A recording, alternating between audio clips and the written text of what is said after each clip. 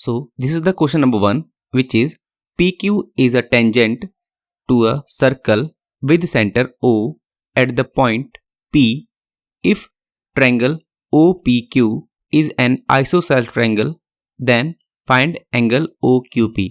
यानी कि ये क्वेश्चन कह रहा है कि PQ अगर एक टेंजेंट है एक सर्कल पर जिस सर्कल का सेंटर O है और PQ जो टेंजेंट है वो पॉइंट P पर टच कर रहा है, देन उस केस में जो ट्रायंगल OPQ बनेगा वो एक आइसोसेल ट्रायंगल बनेगा और उस केस में हमें एंगल OQP को फाइंड करना है। तो फर्स्ट ऑफ ऑल इस क्वेश्चन के कॉरस्पॉन्डिंग जो भी डायग्राम है सबसे पहले हम उसको ड्रॉ कर लेते हैं। तो चलिए डायग्राम को ड्रॉ करते हैं। सबसे पहले हम एक सर्कल ड्रॉ कर लेते हैं जिसका सेंटर O, फिर पॉइंट P, फिर पॉइंट Q। अब हम इनकी नेमिंग कर लेते हैं, ये पॉइंट O, ये पॉइंट P और ये पॉइंट Q। अब हम point P two point Q को ज्वाइन करते हैं जिससे हमारा टेंजेंट मिल जाएगा। फिर पॉइंट O से पॉइंट Q को ज्वाइन कर लेते हैं और फिर पॉइंट O से पॉइंट P को ज्वाइन कर लेते हैं और इस तरह हमारा ट्रायंगल POQ रेडी हो जाएगा। और ये ट्रायंगल एक आइसोसेल्स ट्रायंगल है जैसा कि क्वेश्चन में गिवन है। और आपको मालूम है कि अगर कोई ट्रायंगल आइसोसेल्स ट्रायंगल होता है तो उसके दो साइड्स इक्वल होते हैं और उनके अपोजिट एंगल्स इक्वल होते हैं। तो इस साइड के लिए अपोजिट एंगल ये और इस साइड के लिए अपोजिट एंगल ये दोनों एंगल इक्वल होंगे। तो चलिए सबसे पहले हम इनको इक्वल कर लेते हैं।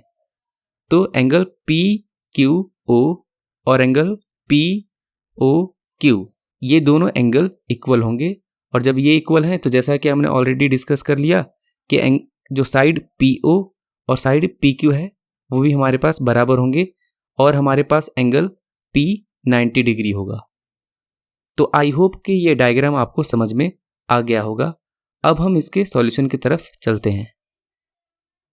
तो यहां पे लिखते हैं सॉल्यूशन और जो भी गिवन होता है उसे हम यहां पर मेंशन कर लेते हैं। तो गिवन में क्या है हमारे पास कि PQ इज अ टेंजेंट, तो यहां पे लिख लेते हैं PQ इज अ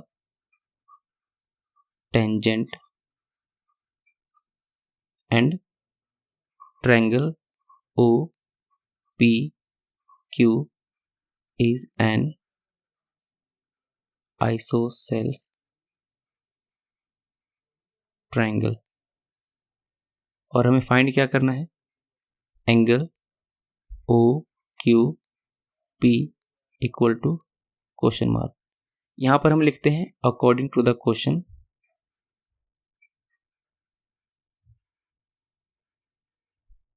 और यहां पर लिखते हैं हम step number first.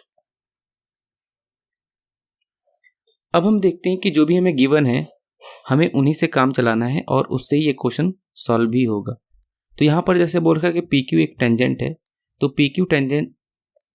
PQ tangent है तो हमें इससे मालूम है कि हमारे पास रेडियस और टेंजेंट के बीच में जो एंगल होता है हमारे पास वो 90 डिग्री का होता है। तो ये तो हमें पहले से क्लियर है। अब ये OPQ हमारे पास एक आइसोसेलेस ट्रायंगल है तो ये साइड इस साइड के बराबर होगा और ये दोनों एंगल बराबर होंगे। तो सबसे पहले यहां पर लिख लेते हैं angle PQO equal to angle POQ। अब क्योंकि यहां पर एंगल हमारे पास OQ के फॉर्म में दे रखा है तो हम इसको OQ के फॉर्म में लिख लेते हैं, angle OQP equal to angle POQ। इसे हम इक्वेशन फर्स्ट मान लेते हैं। उसके बाद हमें क्या करना है, अब हमें ट्रायंगल POQ का यूज करना है। तो यहां पर हम लिखते हैं स्टेप नंबर सेकंड और यहां पर लिखेंगे in triangle POQ we have, क्या है हमारे पास, तो एंगल OQP प्लस एंगल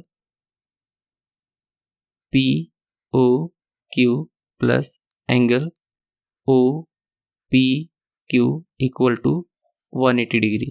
ठीक है, यानी कि एक ट्रायंगल के तीनों एंगल का सम हमारे पास 180 डिग्री होता है as per the angle sum property. तो यहाँ पर रीजन लिख देंगे एंगल सम प्रॉपर्टी। ठीक है, अब देखते हैं आगे। अब एंगल ओ क्यू पी को तो हमें फाइंड करना है, तो हम इसको एज इट इज छोड़ देते हैं। अब यहाँ पर एंगल पी ओ क्यू ये हमारे पास किसके बराबर है? पी ओ क्यू हमारे पास बराबर है एंगल ओ क्यू पी से। ठीक है, तो हम क्या लिखते हैं यहाँ पर एंगल ओ क्यू पी, और हमारे पास एंगल ओ पी क्यू हमारे पास कितना है? 90 डिग्री, और ये 180 डिग्री।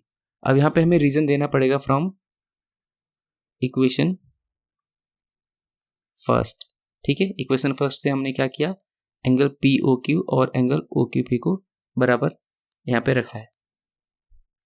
अब हम क्या करेंगे, एंगल ओ क्यू पी और एंगल ओ क्यू पी, तो यहाँ पे twice of angle O Q P हो जाएगा, प्लस में ये 90 डिग्री था तो इक्वल के उस साइड जाने में क्या हो जाएगा, माइनस का।